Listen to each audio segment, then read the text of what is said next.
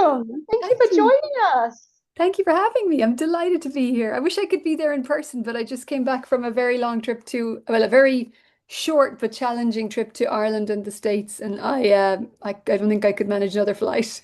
That's fair. Yeah, you're a jet setter. Were you just in New York? I was just in New York for a kind of convention called Thriller Fest, which is really sort of by writers and for writers. It's not like a writers festival like we would know it, where it's mostly readers in the audience. It's all writers everywhere you go. So there are master classes and panels, and I was nominated for award. So that was one of the reasons I went this year, which I didn't win, boo-hoo, but it was great fun, and I got to catch up with friends, and I got to go to New York. So, Yeah, winner. and networking central. Exactly. Yep. Hopefully, all these people that you can stay with next time you're there. That now you're talking. I never thought of that. That sounds like a plan. I'll just quickly begin with the acknowledgement of country. We are coming here together, sorry, on beautiful Noor Budja. It's been looked after by the Benang people, the custodians of this land, for thousands of years, and it's such a privilege for us to be able to come and share stories here tonight. I'd like to acknowledge the elders, past, present, and emerging. And Dervla, where are you joining us from? So you're back in Perth now? I'm in Perth, so I'm on Noongar land. Beautiful. Yeah. Is it nice to be back after all It that travel? is it is genuinely very nice to be back. I think that, the more I travel, the more I appreciate where I'm from. This is a beautiful city. Australian people are very friendly and warm, and there's just something really special about Australia, I think, and Perth particularly. So sometime over the last few years, I don't know when it happened, but that feeling shifted so that when the plane comes in over Perth, I feel like I'm coming home. Whereas when I'm coming into Ireland, it's lovely to go back, but it doesn't feel home the same way anymore. Yeah. Oh, you got lots of awes from the audience then. West is best. Hard to beat it. And with all of that traveling, you've been on, as you say, like a heap of panels and like speeches and things like that. Do you have a standout? That's such a good question. I mean, look, there was something different about this tour. It was bigger and it was intense, and the events were all bigger. I mean, a couple of years ago, if I had an event with 70, 80 people, that was one of my much bigger events, and it was kind of a big deal.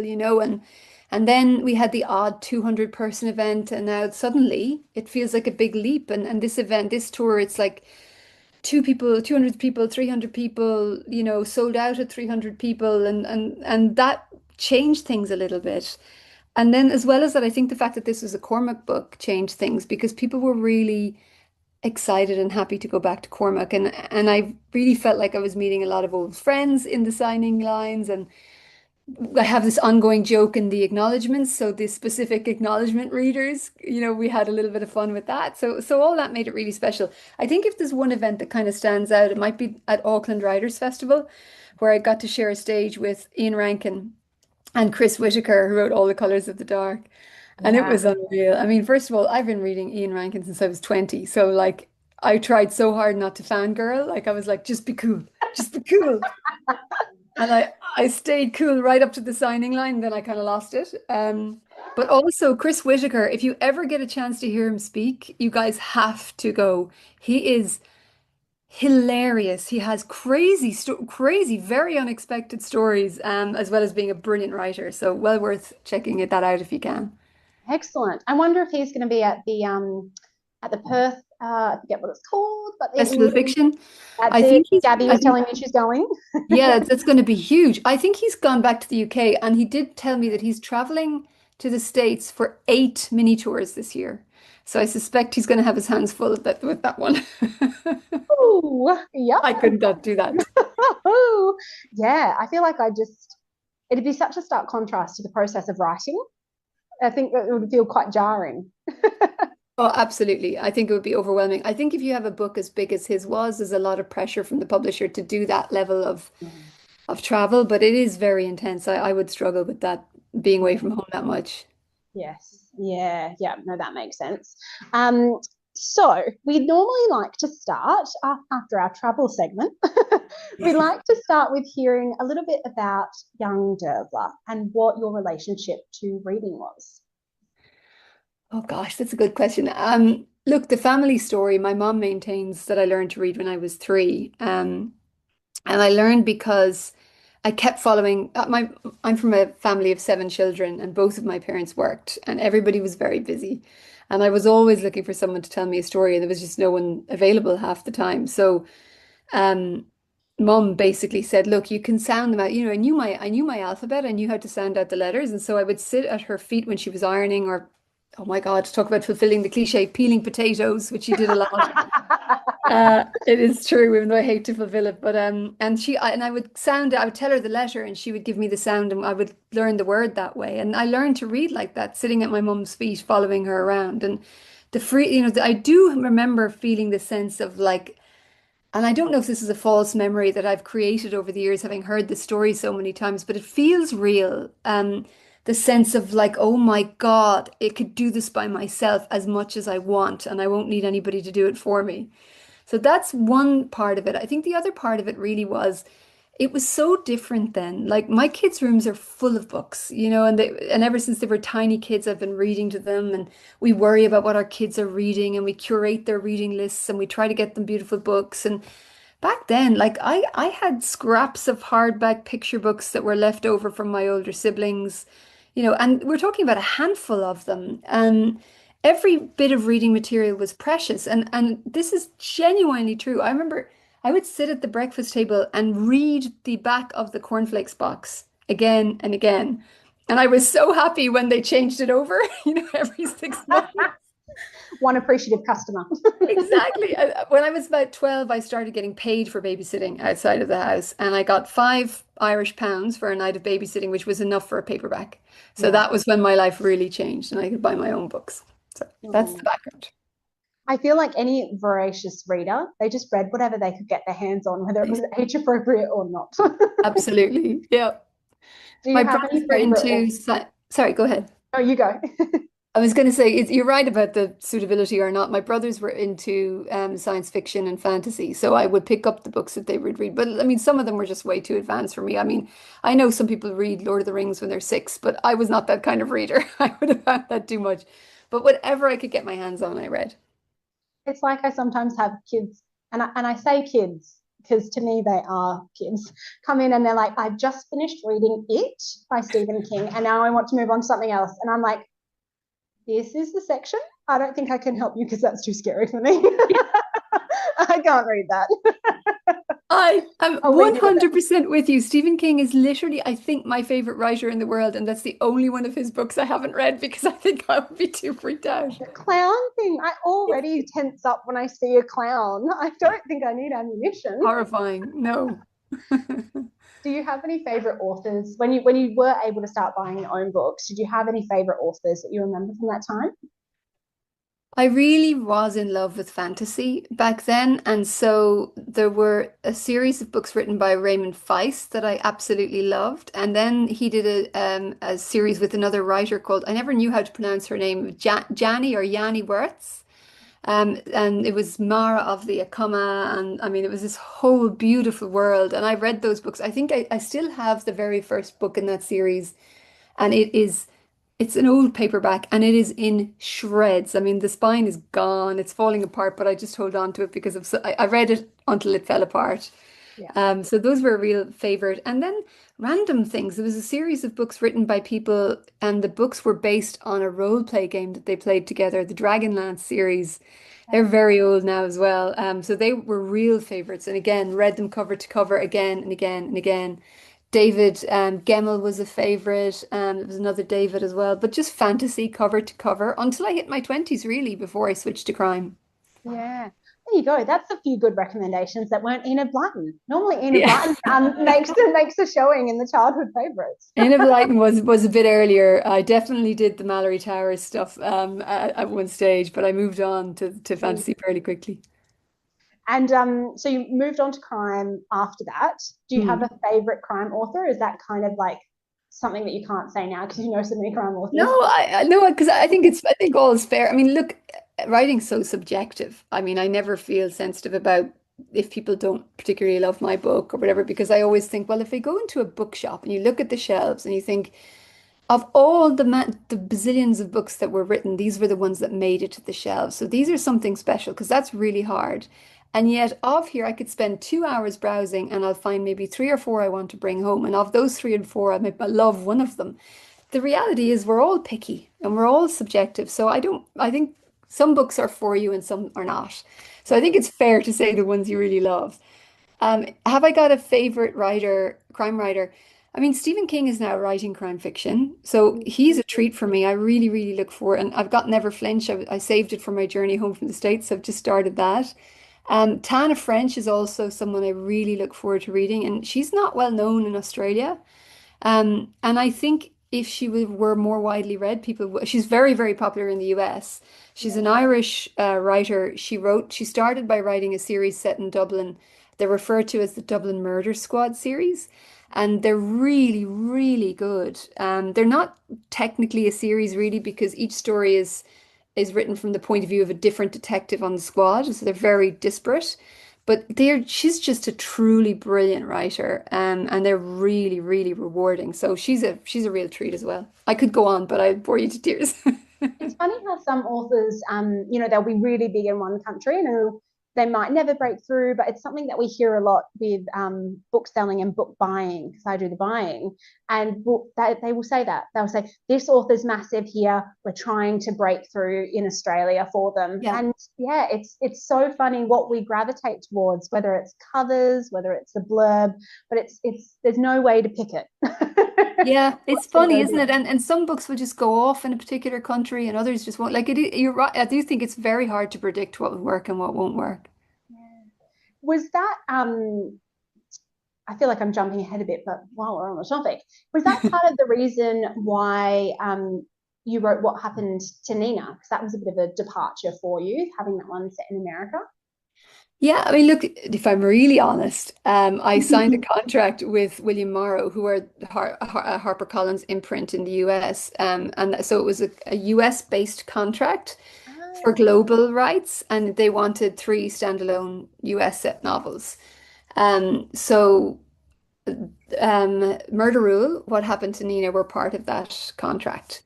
And I also wanted to write something really different. I didn't want to write another Cormac novel at the time because I felt like I need to stretch myself in a different direction. And as a writer, I need to follow where the story wants to take me and where I feel excited. Because, again, talking about Stephen King, if you open any Stephen King book and you see that list of books that man has written on the front of the book, and it's unbelievable. And he's still writing now for the sheer love of it. And I think the only reason he's still writing at this point in his life must be because he loves the story. And I think he loves the story because for a very long time he's been able to write whatever he wants, which is Yeah. a luxury in today's world. And I just really wanted to go where the story took me. And I am very glad I did because I think it made me a better writer. And when I was ready to write Cormac again, I knew it. I waited till I was sure, and then I was sure, and then I loved doing it. Whereas I think if I had written it directly after The Good Turn, I might have been just going through the motions and I wouldn't have felt the love and it wouldn't have been the same book. Yeah. Oh, well, that's lovely to hear that you can still sort of follow your passion and find that you still love it, because this is your full-time job. Yes. Hmm. I thought so. What did you do before writing? What was the step into writing? When did that take place for you? I was a lawyer back in Ireland. I started my own little practice in the west of Ireland when I was 26. I don't advise it. It seemed like a good idea at the time. And so I started up this little practice, which started from nothing and was really very successful until it wasn't. The GFC hit, and it was an absolute nuclear bomb going off in Ireland. It really was. It's hard to kind of explain how bad it was unless you were there. But look, house prices crashed to about 40% of what they had been, which sounds really bad, I know, but it was worse than that in certain pockets. I mean, I have to mention my husband's from a small town in Sligo, in County Sligo, and there was a little village close to his town, where a developer had built, I think, 24 little houses. And before the crash, the first two had sold for about 220,000 euros each. And then after the crash, all of the remaining houses sold for 210,000 total. So Wow. it was that sort of very, very extreme thing. A lot of people lost their jobs in almost every family. Somebody lost their job. If you kept your job, you took a major pay cut. Taxes went up. You couldn't sell your home because they were all underwater. You owed more than you could sell it for. So everything kind of came to a grinding halt. For me as a lawyer, many of my clients lost everything, including family homes, and it was an incredibly stressful time. There were a number of suicides. A lawyer I worked very closely with, and other people that I knew, and so Kenny and I, my husband and I, kind of staggered through those few years. And by the time we got to 2011, I was just so burned out. I never wanted to practice law again. I just wanted a fresh start. Kenny was more than willing to go. And so we said, look, let's just go. We decided we'd go to Australia, came to Perth. And of course, my only skills were law. So I had to work and earn a living. I ended up going back kind of into an in-house role doing international contracts, which I had a lot of experience in, but not really loving it, to be honest. Like it was just another one of those kind of high conflict roles. And I was thinking about doing an MBA because that could maybe shift careers. And I looked into it all, did all the research. It was going to take 5 years part-time because I would have to stay and work. And I remember having a conversation with my husband one night going, oh God, I don't want to do an MBA. What am I doing? And he said, what do you want to do, Derv? And I said, well, look, the one thing I think I'm going to regret not really trying, not properly trying at is writing. Like when I die, I will look back and go, this is the one thing I wish I'd tried to do. And he said, look, just do it. Just go for it. We came here, we promised ourselves we would take risks and do things our way. So just go for it. And so I said, great, I'm going to do it. And so I started writing. I wrote every single night, 8 p.m. to 10 p.m., except Thursday, which was wine night. And we would open a bottle of wine and go through the plots and have fun and talk about it all. And that was 2014 when I started doing that. And I signed my first contract with HarperCollins in October 2016. And that was for The Ruin, which came out a year and a half later. Oh my goodness. Wow. Yeah. So Oh, thanks, guys. Thank you. so complete life redo, basically. Wow. I mean, that's a good writer origin story. You got that one in the bag. And because obviously you have been absolutely prolific. You have done an incredible amount of writing and touring and publishing of books, especially when you consider that you had a cheeky little pandemic thrown in the middle of that. How quickly does it, well, what's sort of the timeline for you from conception, draft, like getting it down, draft, editing, through to, your editors publish? What's that timeline like for you? Well, I usually have a very good idea what I'm going to write by the time I get to start it because I always have a few different projects going on. And so the idea for the new book is bubbling away for quite a while. And so I try to make myself spend 2 weeks planning and outlining. Usually I get to the end of week one and I'm ready to write, but I try to force myself to slow down if I can. And then it's about 12 weeks to a first draft. That's Wow. not a first draft I would send to my editor. I need to go back then and rewrite effectively. But probably another 6 weeks after that, I'll be ready, 6 to 8 weeks, I'll be ready to share it with my editor. And then it goes off and it will be with Anna probably for about 2 months, depending what else she's got going on, maybe three. And then I'll get the first we at this point in our working relationship, we just have a conversation. So we have a long Zoom call where we talk it through over about 2 hours. I'll take a lot of notes and then I go off and I do the first major structural edit. And I like to take about 6 to 8 weeks over that to really dig into it. And I might rewrite the book significantly. With the book that's coming out next year, the first 10 chapters were completely rewritten. And then I rewrote maybe four or five others and polished others to kind of restructure the story a little bit. And then it goes back in again. And most writers will only do one structural edit. The big structural, by the way, is things like I wasn't convinced by this character. He feels like he's this kind of person in chapter one. By chapter eight, he's someone different, and there's been no journey. That sort of thing. Or an editor will ask you a question and or say something, and you'll just be like, that's really stupid. Of course, it's such and such a thing. And then you go look at the book and go, oh, I literally left that whole thing out. It was just in my head. It never made it to the page. So big chunky things like that. Um, or for the developmental they call it in the US, and here we call it structural. So I like to do two structural, a main structural and a mini structural, because I feel like I make a much stronger book that way. And so then I've got, as it happens, I am starting my second structural tomorrow for next year's book, and I've got 6 weeks door to door to get it done. And it's very tight, like there's no wiggle room in that schedule. So, but that feels like enough for what I need to do. Then we do copy editing, which is depends on the editor, but it's usually stuff like, do you realize that you used the word intense twice in this paragraph? Which Ah, doesn't seem like a problem, but actually it jars you as a reader. It throws you out a little bit. So they're looking for awkward moments like that, or an awkwardly phrased sentence, or something that just doesn't land quite right, or errors too. And then once that's done, and that's kind of the easy part, it goes on to proofreading, and the proofreaders will go through it. And there's at least two proofreaders who go through it line by line looking for mistakes. Then it comes back to me and I have to read every single line again. And then it goes into the typesetter and then it comes back to me for final read. So when you guys read the books and you find a typo and you go, was this thing edited at all? I promise you it was. And about 10 of us read it 10 times and we still missed the typo. It's unbelievable how that happens. yeah. I bet it's so galling. You're like, keep it to yourself. It's in So print frustrating. out there. Just It's keep it to so yourself. annoying when Don't you tell miss me. it.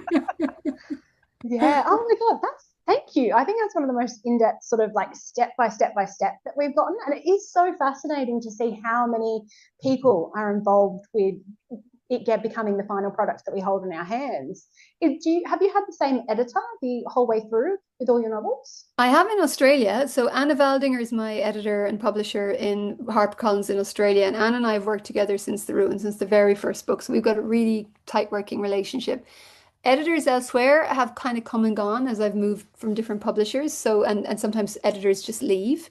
But I've been working with Emily Crump in New York on Murder Rule, Nina, and now next year's book. And that's been a very really fruitful relationship as well. She's a super smart editor and has really interesting insights on a book, and you just got to listen closely because sometimes I don't quite get what she's saying, but when I think about it a day later, I'm like, and it always leads to a better book.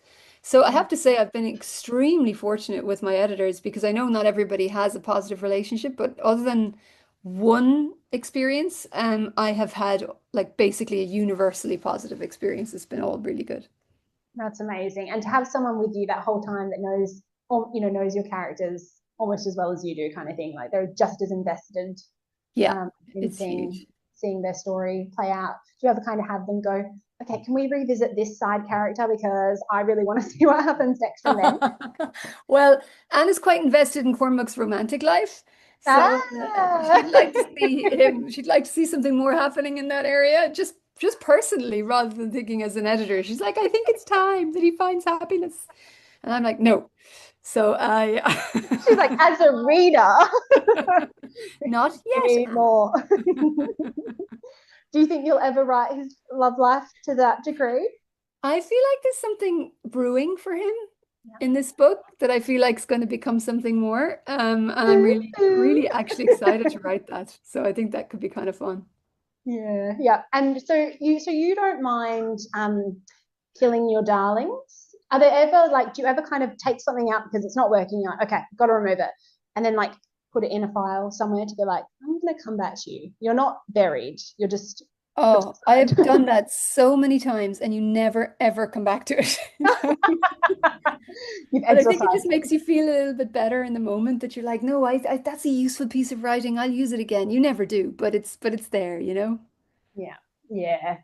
And what does it look like when you write? Are you working on multiple projects at a time? Are you in a hermetically sealed chamber with red string strung across all these pin-up boards? Well, this is my hermetically sealed chamber that you guys are looking at right now. Move the camera a little Ah, bit. This is insulated my by books. study. Behind me, you see the white kind of sloped ceiling. That is very often covered in my wall is covered. I'm afraid to turn the camera around in case I dislodge things, but there's a wall behind me or a door covered in the static paper that you can write on and just stick up. It's not sticky Yeah. notes, it's better than that. And so in about a week, That's going to be covered in that as I sketch out the new edit and stick it up there. So it does become a bit serial killer-ish around here after a while, with arrows pointing everywhere and links to the whole thing. But this was always my dream. I mean, when I started writing, it was on the kitchen table in Perth in a really, really bad rental property that we had. And I have to tell you, this rental property, y- you couldn't have the air conditioning and the oven on at the same time because it would short the electricity.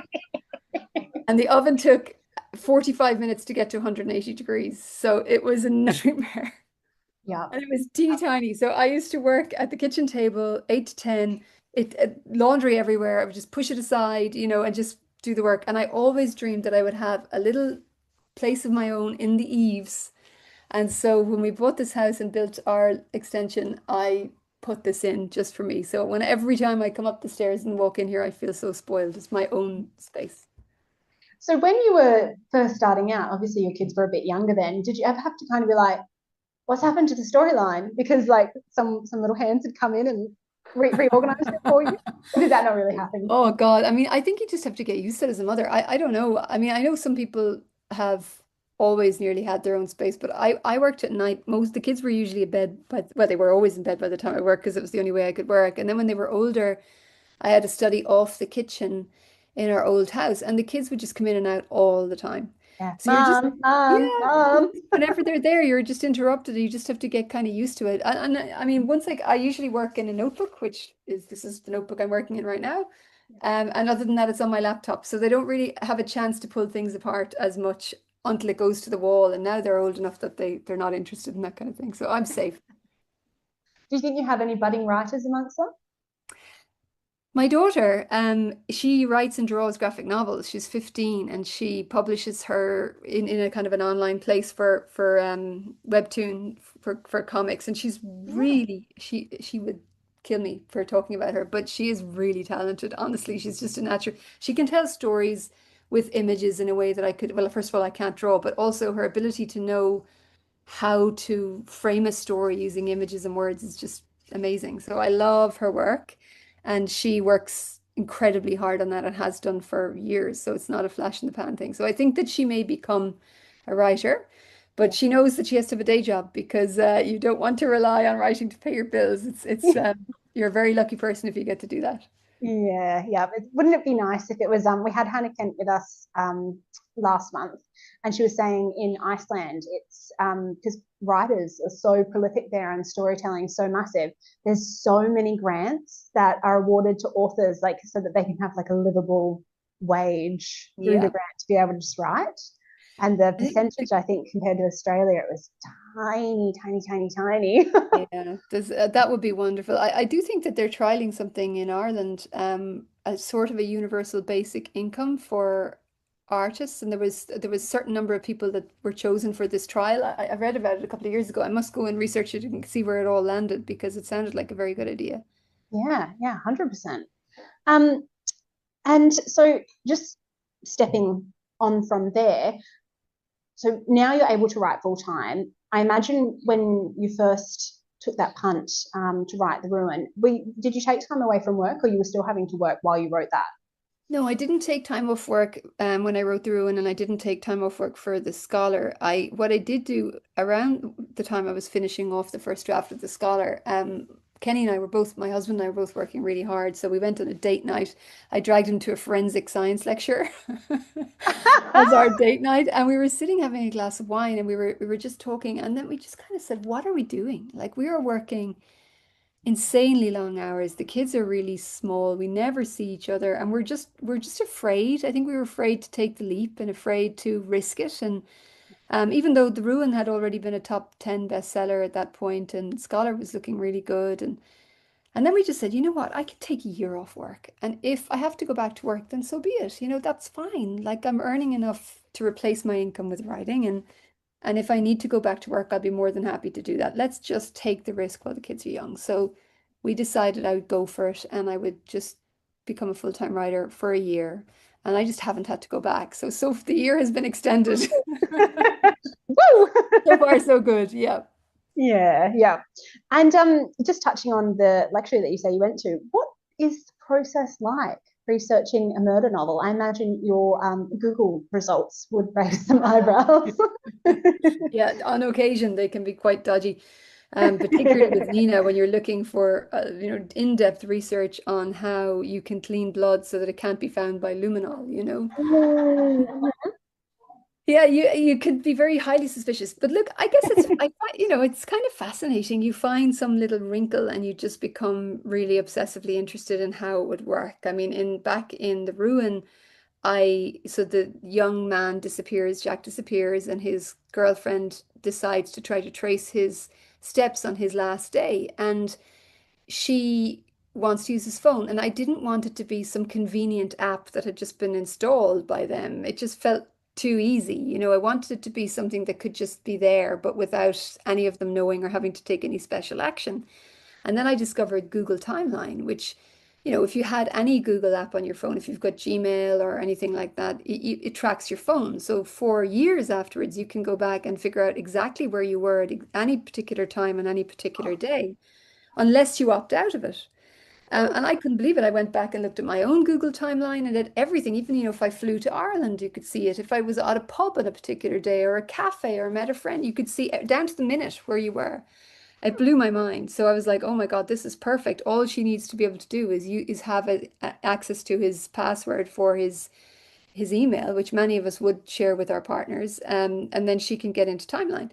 So I was very, very excited with my solution. I only found out just before publication, I realized that timeline had started about 6 months after the events of the book. I was like, Oh, but it was such a perfect solution. I just put in an author's note at the end and said, "Oh, cheated. Hope you guys don't mind." and like, oh, who is gonna know? Who is gonna know? I think sometimes you have to put the story first before the verisimilitude. As long as you're mostly accurate, you can fudge things a bit around the edges. Yeah. So next time I forget and someone says to me, "So what have you been up to?" And I go, I can check my Google timeline. Check your Google timeline. Excellent. I'll use that for my power.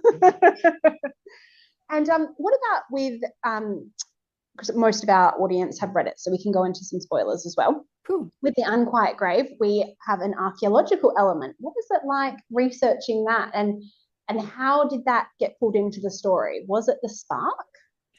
It was really there were two sparks that kind of kicked off this book for me. One was I came across an article about bog bodies, which you guys would obviously know about now that you've read the book. And I mean, I'd read about it before, I knew about it before, but it was one of those things that just always captured my imagination. There's something so eerie about the history of these bodies, that they're found so remarkably well preserved, first of all, after thousands of years, but also with this pattern of injury. And not everybody, but a significant number of them, enough for it to be a thing.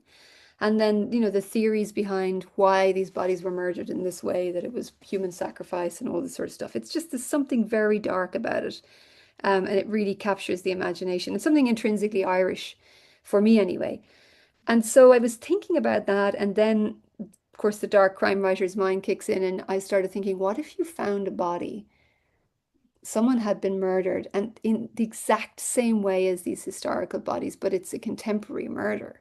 I mean, who would do that, and why would they do it? And of course, straight away you think, well, if it's ritual, maybe it's a cult or something. And I was like, nah, that's just too obvious. It didn't excite me or interest me. But the nagging question then was there. But then if someone did do that, who would it be and why would they do it? And sometimes it's that nagging question that draws you into the story. So that was a big part of the spark. And the other thing I think that really just kicked me over the line was I was just at home on a Sunday, curled up on the couch, blanket across the legs, reading a book, and it was series fiction. And I was just so happy to be reading it, to be back in that place with those characters, not knowing what was coming next. Like this, I remember the story felt fresh, but I Mm. was but I was with these familiar characters in this familiar place. And it was just such a gorgeous reminder of what I love about series fiction, what I've always loved about series fiction, what feels so good about it. And I just thought, oh, I would love to try to create that feeling, for readers and to feel that way myself in revisiting it. And then I just knew I was ready Yeah. for a Cormac book. The idea and the feeling all landed together, and I was like, oh, here we go. And honestly, writing the book was a joy. Like it was a romp. It doesn't always feel that way, but this book particularly was just a romp to write. How good. That's exactly how you want to feel when you're, working. Yeah, Like that's the exactly. goal. Yeah. Oh, excellent. And so within that process, is that a lot of online research? Or are you able to get in touch with like experts in certain fields? I've never been great at contacting experts, and I do it a little bit. It's something I really need to do more. And actually, for this new book, the new book, not the one I'm editing, but one I'm going to start writing soon, I really need to do it. And I want to do it because I want to go deeper into certain things. So mostly I'm an online researcher. I think with law, one of the very first things they teach you in law and in university is you have to go to first principles. It's not enough to read someone else's interpretation of the original source. You have to go back to the actual statute and read the legislation.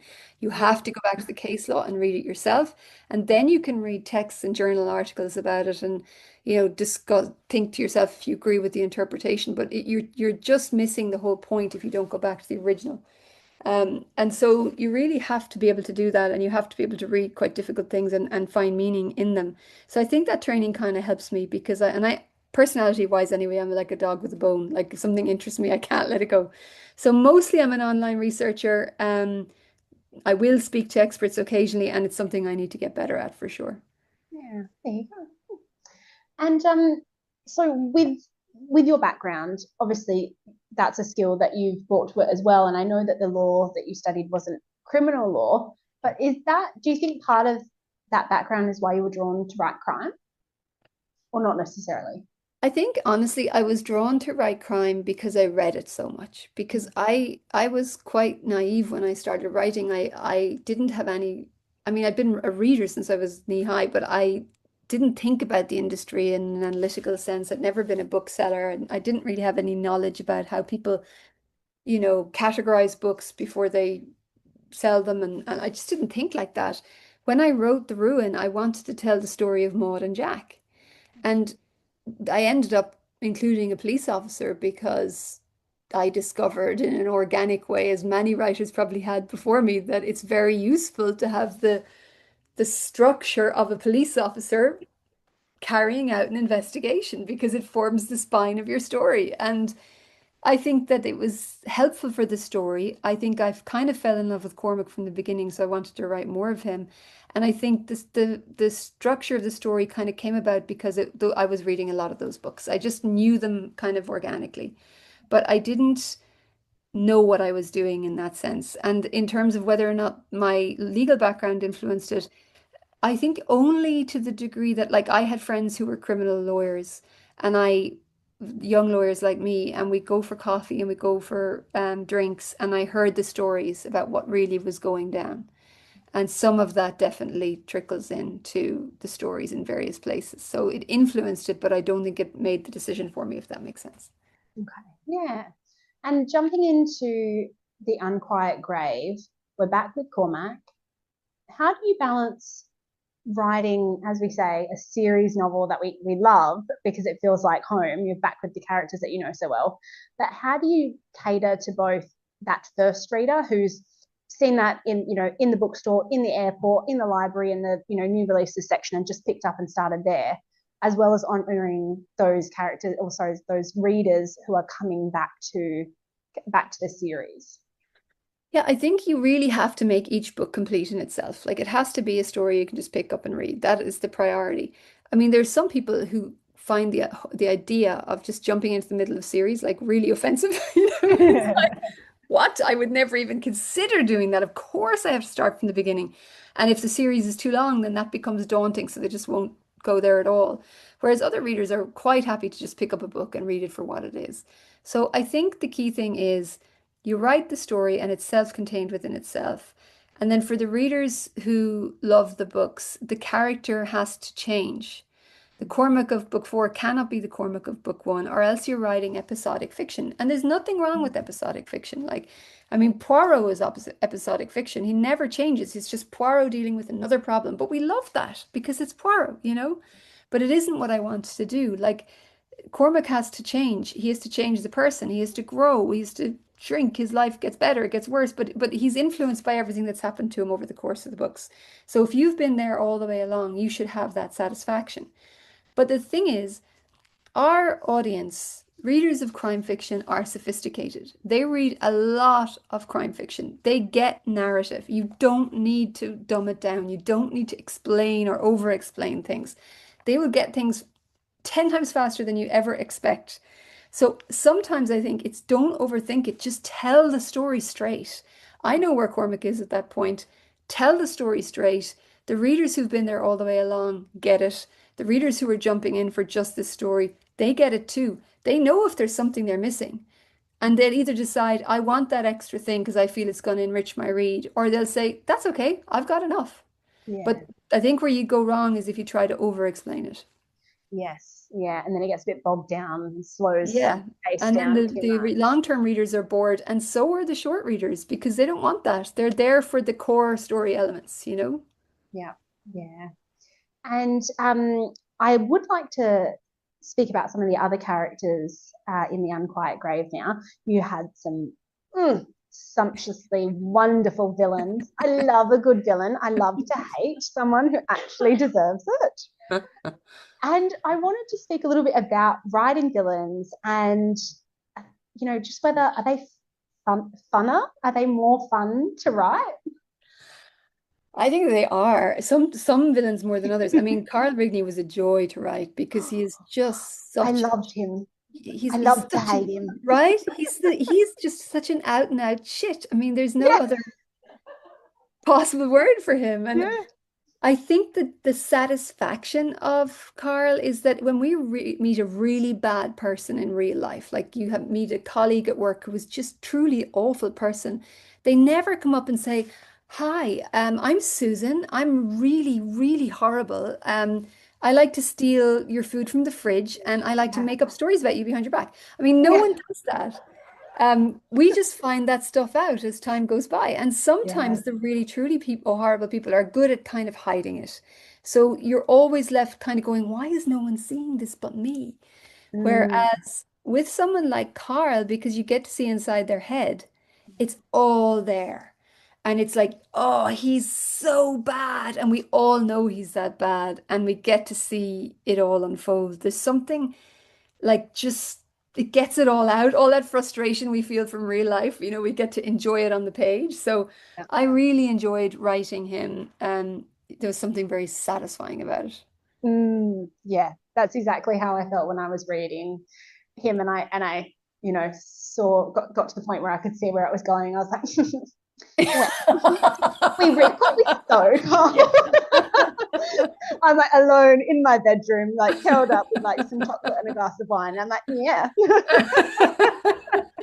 You're gonna get yours, Carl. Yeah. Exactly. And then you have kind of the flip side of Carl, where we had a beautifully nuanced, sympathetic character in Cecilia. Hmm. How was it to write her in comparison? Was that God. harder? I loved her. It wasn't hard because she was one of those rare characters that just lands in your head. Just sometimes it comes like that when they come with a characteristic that makes you feel like you know them. Like with what happened to Nina, there's a mother called Jamie, and she's Simon's mum in the book, and she's married to a very, very wealthy man. She's a younger wife, and she's expecting to be replaced any day. And once and basically what she has been doing is for the last few years before the events of the story, she's been selling her very high-end designer clothes and designer handbags on the side to fund a little nest egg. And she's got like $1 million basically. And this is her little side hustle because these are very high-end things. And she's been hiding this from her husband because she's expecting that he's going to dump her. And once I knew that little detail about her, which is not relevant to the story, but was an interesting little, truly specific to her thing, I felt like I knew her. And with Cecilia, I saw her physically in my mind's eye straight away. All these curls. I always wanted to have curly hair, never got close to it, but all this beautiful hair and the dungarees and the brightness of her face and her appetite for life. And she's this young, beautiful woman whose life is taking off in London. And her family needs her, and she gives it all up and goes back to Ireland. And there's no sense of like, oh, poor me, I've had to make all these sacrifices. She's just like, and she's living in this house in the middle of nowhere. I mean, there'd be any number of reasons for her to be depressed, but she Mm. doesn't think like that. She just sets about building a new life for herself. Now, the events of the story overtake her, but if they hadn't, she would have built a full and joyful life for herself there because that vibrancy comes from her. And I loved that about her. I knew that about her from the beginning. And so she wasn't hard to write in that sense, you know? She was beautiful. I felt so much empathy for her. And speaking of empathy, I would like to touch on Peter Fisher and sort of the so Peter Fisher is one of the police officers, and he feels that the wrong thing has been done by the police in this instance. He feels like Cecilia is not guilty in such a simple sense, and he compromises his own integrity to help her essentially. And I wanted to kind of speak on, obviously throughout your Cormac novels you do talk quite a bit about sort of corruption on both large and, in Peter's case, kind of a smaller scale. Kind of wanted to talk about why that's something that pulled you in, and whether that's a reflection on the current sort of like law enforcement in Ireland versus was then now kind of type of thing. I think it's definitely relevant to the police force now and to police forces everywhere. I think that there are some, obviously some police forces that are so much worse than others, depending on the country you go to. When we're talking about now corruption and violence and racism and all of the other issues that we've seen again and again. Ireland had the benefit of, you know, I think what was probably a truly excellent police force in the early years after we became a republic. Mm. We had had a civil war in Ireland, and we were armed as a people. And there was a decision made that we would, that we would have an unarmed police force, which would have been quite dangerous at that time because there would have been guns in the populace, and there would have been a lot of tension between the pre and post the pro-treaty and again anti-treaty people and so on. It was a brave decision and it was the right decision. And we truly had community policing, people of the community policing the community. We also have a strong culture in Ireland of not following the rules, which I think comes from being colonized. And a way of policing that has always been, in my experience as a young person out in a night out or whatever, um, talk first, lead with words. Like you can diffuse almost anything in a lot of situations with someone who has the right manner and the right body language and the right words. I was shocked as a young university student when I spent my first summer in America and saw the difference. The way an Irish cop would walk into a room, they'd nearly slide in and they'd be beside you before you know it, having a chat, like finding out what's going on. An American cop walked into the room chest first, a sense of like I'm in charge here and you guys better know it. Almost in some sense provoking a reaction depending on who's around. So that's the positive side of Irish policing. The negative side is that it has also always been a culture of you scratch my back, I scratch yours. Yeah. We've seen some truly terrible things happen in Ireland where an Irish police officer, McCabe was his name, he found that someone was sorting out speeding fines or drink driving things for friends. Someone's pulled over for drinking under the influence and somebody else makes it go away. And he reported it because he said, this isn't on. Like, we're past the days where this sort of thing is okay. And he crossed the wrong people. And he was subjected to like a 20-year campaign or 15-year campaign of absolute harassment, up to and including allegations of child abuse, which were completely fraudulent, completely made up. It all came out in an inquiry and was exposed eventually. And that upset a lot of people and cleared out maybe some of what needed to be cleared out. But we've had other issues since then. I wrote a book in The Good Turn where the police are taking drugs that have been seized and reselling them through another drug gang, which seemed really far-fetched when I wrote it. And it was coming up to publication, and my editor, Anna, sent me a link to a newspaper story coming from Ireland where exactly the same thing had just been uncovered. That it actually happened. So, look, these problems will arise and arise again, I think, in any policing system because there are major challenges. The first thing is no bureaucracy is perfect. And when you're dealing with the worst of humanity or the biggest challenges humanity faces, sometimes there are no easy answers. Sometimes there are no answers at all. Yeah. And you can't actually fix the problem.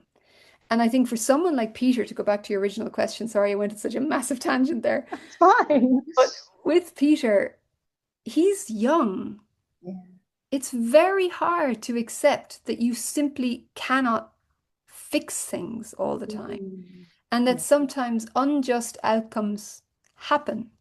And he's making the same mistake in a way that many cops have made before him, which is that I think this is unfair and the system is leading to something unfair. So I'm going to push the system for a fair Mm. outcome.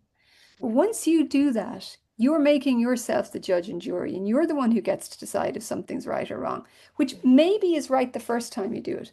Maybe it's right the second and third time you do it, but maybe it's not so right the fourth time you do it, because now maybe you're doing a favor for a friend. Yeah. And that's the slippery slope. And I kind of wanted to demonstrate that because we really had exposed it in the first three books, the flawed nature of that thinking and the problems it leads to. But I wanted to show too the human side of why it happens, you know? Yeah, because we see his intention and can absolutely agree and rally behind his intention because we know Cecilia so well. So Yeah. yeah, it really made me stop and go, what is he going to do? Like, what is Yeah. I going to do? Because I put myself in the shoes and went, I don't know what I'd do right now. Like, Right? It's just not easy because that's the thing. It's never simple. It's never no, here's the right choice and the wrong choice. They're both wrong choices. So which one yeah, can you live with, you know? yeah, exactly. Oh gosh, and then right as he's getting a promotion to go to go Yeah. investigate. Yeah, yeah, that's gonna keep him up at night, I'd say. um, just we're close to time, so I've got a couple questions I'd like to sort of finish on. You've already touched on a little bit of what you've got coming up next.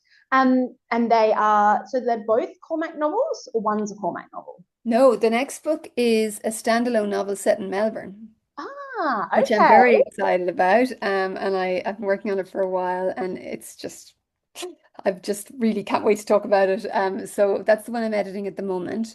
And then after that, and I haven't really talked about this at all yet. I'm not even sure if I'm allowed to talk about it, but who cares? No one's here to stop me, so I'm going to say it. I want to write a new series, an Irish series set in Dublin about two young women. One of them is a cop, young cop, and one of them is a young defense lawyer, and they are sisters living together in an apartment in Dublin. If anybody's I love listened, this I wrote a already. novella, an audio novella about these 2 years and years ago, and I've always wanted to go back to them. And I Yeah. have a series I want to write about them, and I'm very excited to get into it. So that's I next. am already so keen. Yay! That's amazing. Yes. And with that Melbourne one, at least I imagine you've probably gotten it 7.8 million times. When are you going to write a novel set in Set in Australia? Perth. This is oh, well, it was set in Australia. Oh, 100%. So at least now I'll have an answer to it. I did try to write a novel set in Perth. I would have set the Melbourne one here, but it's too sunny. We need Yeah. some rain for a crime novel. Doesn't fit the vibes. No. I could set it in Albany. I think you guys are getting enough rain down there that I'd just about get away with it, maybe. Yeah, exactly. Yeah. I mean, that's the thing. So whenever they're selling in like a crime novel, it's like this is a rural crime novel set in a small town where this murder happens. And I'm like, if Albany started getting like this, I'd be gone. Like, who lives in these small towns where all these murders happen? Like, oh, it's okay. We can have one set in Albany. Jessica Fletcher moves to town and suddenly everybody's dropping like flies. Exactly. And I would also like to ask, because I'm biased and I absolutely adore Irish authors, do you have another Irish author recommendation for us? I know I'm kind of cheating because you also recommended Tana French, Yeah. but I'm always looking for my next Irish author You know recommendation. what? I have a fabulous novel to recommend to you. I don't think it's out yet. I think it's out maybe next month or no, it might be even 3 or 4 months' time, but it was sent to me and I don't know the author. It just so happens that it was sent to me for blurbing when I was in New Zealand on tour and I was traveling around with Michael Bennett, who is a Kiwi author and a Maori man who writes crime fiction. And Michael also writes for television. He's actually a screenwriter first and foremost, and he's been writing a TV show called Gone or maybe The Gone, with this Irish writer, and her name is Anna McPartlin. It was just, I think, pure coincidence that her editor sent me this book at the same time. I probably wouldn't have read it if I'm honest, because I really didn't have time.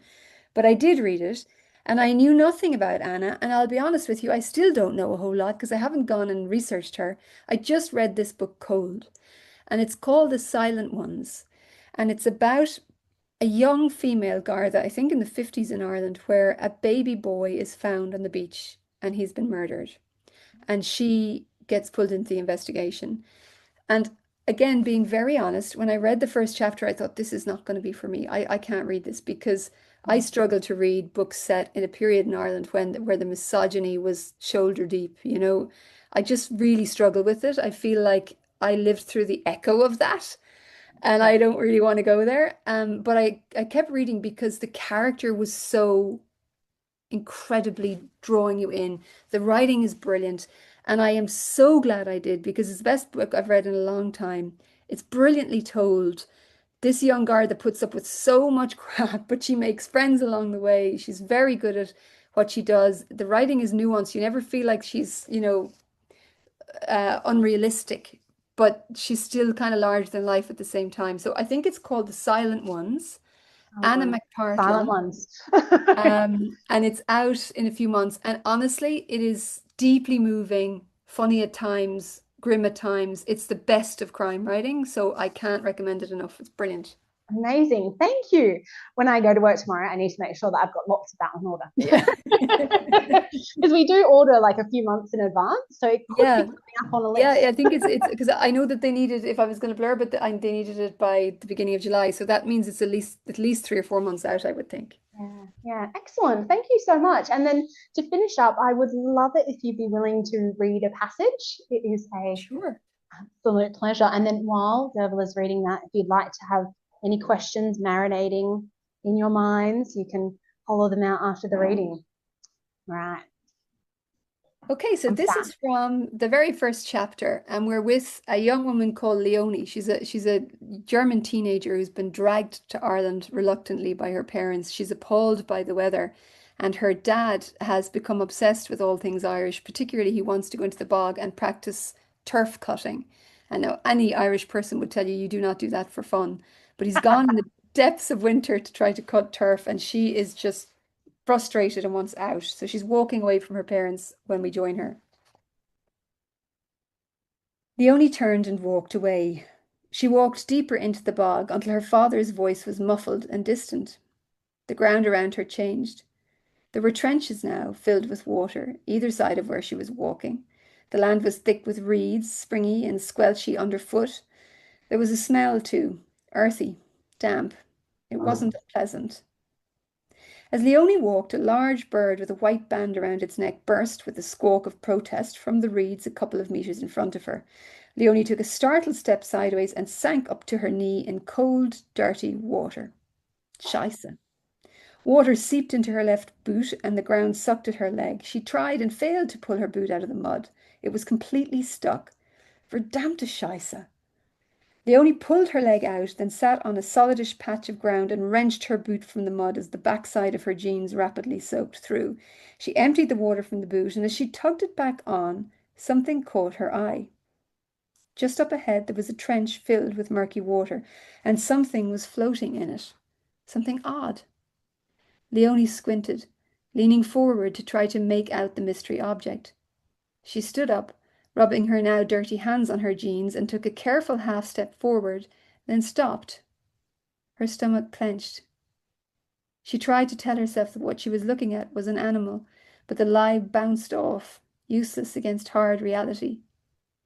What she was seeing was a human back, a curved spine, and a tangled mess that was human hair. Oh, chills. Chills. I desperately want to go back to Ireland, but maybe I'll avoid rural No bugs. land. I have no desire to cut my own turf. So. I wouldn't recommend it. Would not recommend it. Yeah. I did go to a turf house when I was in Scotland, and that was amazing. But that's about as close as I feel the need to do it. Settling down by a turf fire with a friend and a cup of tea and a drink, highly recommended. Actually, cutting the turf, saving the turf, no, you can avoid that bit. Thank you so, so much for joining us tonight. It's been an absolute joy to see you again. You too. And and to dive into the Cormac world. I'm so happy to hear about your upcoming projects. And yeah, thank you so much for just taking time out of your massively busy schedule to come and chat with us It was tonight. my great pleasure, and thank you so much for all your support. I'm really sorry I couldn't be there in person. Next time I will try to Next get there. time. And thank you everybody for coming, and thanks for reading the books. I'm very, very grateful for your support. Beautiful. Thank you so much. Big round of applause.